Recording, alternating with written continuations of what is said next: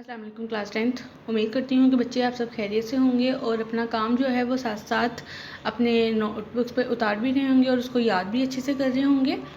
आज डेट है 20 अप्रैल और आज हमने जो है आपकी लास्ट वीक जो नज़म स्टार्ट की हुई थी मैदान करबला में गर्मी की शिद्दत, उसके बंद नंबर 1 से लेकर 3 तक की तशरीह हमने जो है वो कर ली हुई है।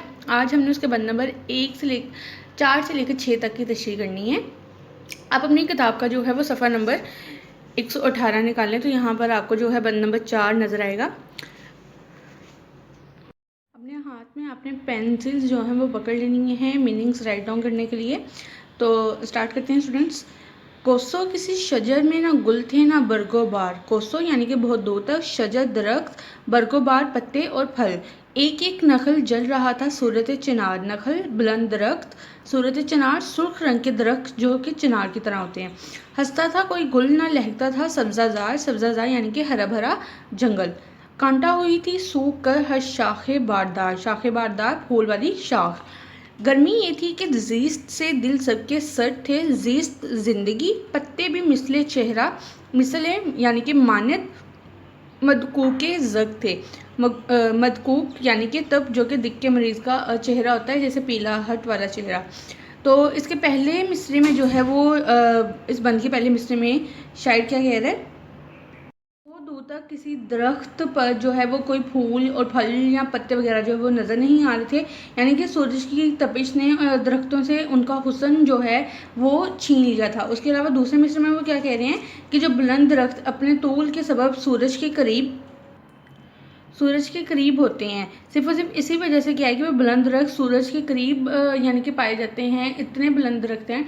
तो उस वजह से वो क्या है कि सूरज की तपिश से जल रहे हैं। उसके साथ साथ तीसरे मिसरे में कह रहा है कि हंसता था कोई गुल ना लहकता था सब्जाजार, यानी कि गर्मी की शिद्दत के सबब वो जो है वो फूल मुस्कुराना भूल गए थे, यानी कि उनके चेहरों से जो है उस गर्मी ने मुस्कुराहट छीन ली थी। कांटा हुई थी सूख के हर शाख बारदार। यहाँ पे जो है मीर ने एक शाखदार का तस्करा करते हैं और वो शाखें जो आम हालात में फलों से लदी हुई होती हैं, लेकिन आज गर्मी के सबब क्या है कि वो सारी की सारी शाखें जो है वो कांटा हो चुकी हैं सूख कर। ठीक हो गया। उसके बाद पांचवें मिसरे में कह रहा है गर्मी ये थी कि जीज से दिल सबके सर थे। यहाँ पे फिर गर्मी का जिक्र कर रहा है कि गर्मी ऐसी ज़बरदस्त थी कि वहाँ पे मौजूद हर मखलूक जो है उनके दिल थम गए थे, उनकी सांसें जो थी उस गर्मी की वजह से अखड़ रही थी। छठे मिसरे में यहाँ पे शायर क्या कह रहे हैं कि पत्ते भी मिसले चेहरा मदकूके जग थे, यानी कि शायर यहाँ पे दरख्त के पत्तों का तस्करा करते हैं कि सूरज ने सब जो पत्ते होते हैं उनको जर्द लिबास पहना दिया। वो देखने में तो जो है तब दिक के मरीज़ के चेहरे की मंजरकशी कर रहे हैं। जिस तरह एक दिक का इंसानी चेहरा जो होता है वो उससे उसके चेहरे से रौनक छीन लेता है, बिल्कुल इसी तरह जो है इस गर्मी ने, इस सूरज की तपिश ने जो है इन पत्तों से उनकी रौनक जो है वो छीन ली है। इसके साथ इसी बंद का जो हवाला अशार है वो मैं आपको दिखाती चलती हूँ। धूप ने झुलसा दिए सब नन्हे फूलों के बदन और कलियों के लबों से मुस्कुराहट छीन ली। हवाला शेर है, यहाँ पे आपको 4, 5, 6 के हवाला अशार जो है वो मैं दिखा रही हूँ। ये आपने अपने जो है बंद के सामने नोट डाउन कर लेने हैं।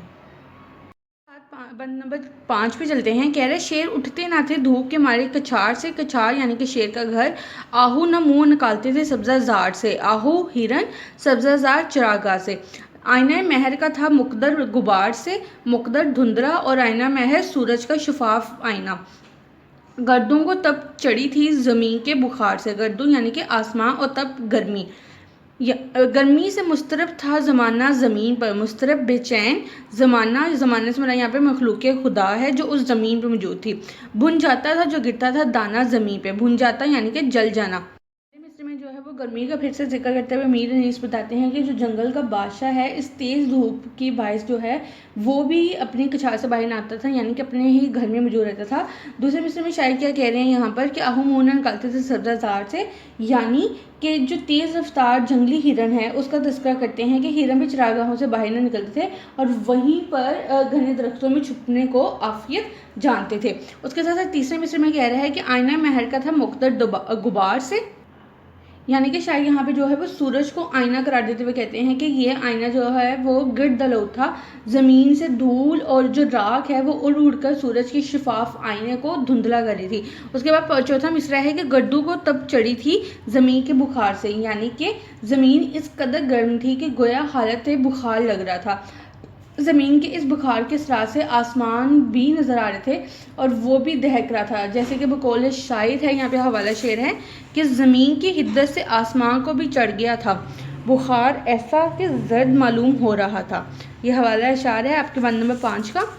उसके बाद मिसरा नंबर 6 है इसका कि गर्मी से मुस्तरब था ज़माना ज़मीन पर, यानी कि शायर जो मखलूक खुदा की बेकरारी की तस्करा कर रहा है, यहाँ पर बता रहा है कि गर्मी के बायस तमाम मखलूक जो है वो सख्त परेशान और बेकरार थी, बुन जाता था जो गिरता था दाना ज़मीन पर। अब छठे मिसरे में जो है वो शायर कहते हैं कि ज़मीन जो है वो एक गर्म तनूर का मंजर पेश करी थी। जिस तरह कोई चीज़ तंदूर में गिर जाती है तो फ़ौरन भुन जाती है, बिल्कुल इसी तरह ज़मीन भी इस कदर गर्म थी कि अगर वहाँ पे कोई दाना भी पड़ता तो वो फ़ौरन जो है वो भुन जाता।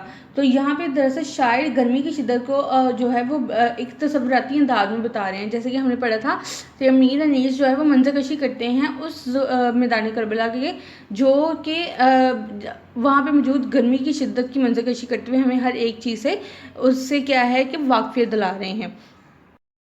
इसके साथ ही बेटा बंद नंबर 6 पे हम आते हैं। बंद नंबर 6 है कि गर्दाब पे था शोला ज्वाला का गुमान। गर्दाब यानी कि पानी का भंवर, शोला जवा से मुराद वो शोला जिसे जलाकर गोल चक्कर की सूरत में घुमाते हैं। गुमा यानी कि शक। अंगारे थे हबाब तो पानी शरे फशा, अंगारे जलते हुए कोयले, हबाब पानी का बुलबुला, शरे फशा चिंगारियाँ बरसाने वाली। मुंह से निकल पड़ी थी हर एक मौज की जुबान, मौज यानी कि मौज लहर, ठीक है। उसके बाद यहाँ पे क्या है, तय पर थे सब नहंग नहंग मगरमच्छ मगर थी लबों पर जां, पानी था आग गर्मी रोज़े हिसाब थी, माही जो सीखे मौज तक आई कबाब थी। माही मछली, सीखे मौज यानी कि पानी की सतह पर। अब इस बंद के पहले मिसरे में शायर जो है मीर अनीस वो कहते हैं कि गर्दाब पे था शोला ज्वाला का गुमा। क़यामत खेज़ गर्मी के असरार जो है वो सिर्फ खुश्की ही पर मरतब नहीं हो रहे थे, बल्कि दरियाओं का पानी भी जो है वो इससे उबर रहा था और शोला जवा का मंजर पेश कर रहा था।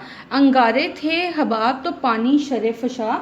अब इस मिसरे में शायर मीर अनीस कहते हैं कि पानी के बुलबुले जो है वो जलते हुए कोयले की सूरत के माने लग रहे थे। दरियाओं का पानी जो है वो चिंगारियाँ उड़ाता हुआ नजर आ रहा था। मुंह से निकल पड़ी थी हर एक मौज की जुबान। अब इस मिसरे में शायर एक मुहावरती अंदाज इख्तियार करते हैं और कहते हैं कि जिस तरह शदीद प्यास के आलम में ज़ुबानें मुंह से बाहर निकल आती हैं, ऐसे ही लहरों के उठने को पानी की ज़ुबान जो है वो निकलने की अलामत करार दिया गया है।